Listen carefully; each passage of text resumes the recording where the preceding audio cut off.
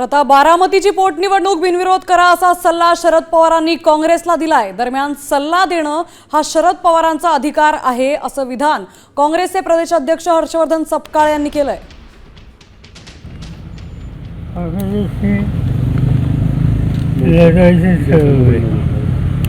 राष्ट्रीय पक्ष आणि काही त्यांना सांगू शकत नाही, पण ही जागा रिक्त राहिली ती अवकाशाने झाली आणि अवकाशाने झाल्यावर एक कर्तृत्वान प्रतिनिधी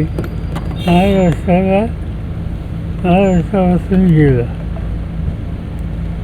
अशी मला विचारलं तर मी काँग्रेसचा सल्ला देईन की या पार्श्वभूमीवर ही निवडणूक अविरोध करणं योग्य होईल। हा निर्णय काँग्रेसचा घ्यायचा आमचा सल्ला आहे।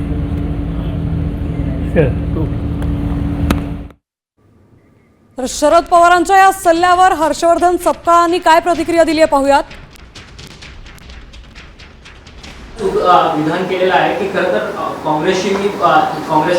काँग्रेसला बोलून सल्ला देईन की ही सगळी निवडणूक जी आहे ती बिनविरोध करावी अशा पद्धतीची विनंती करायची सल्लाही देईल असं त्यांनी माध्यमांशी बोलताना थोड्या वेळापूर्वी सांगितलं। तो त्यांचा अधिकार आहे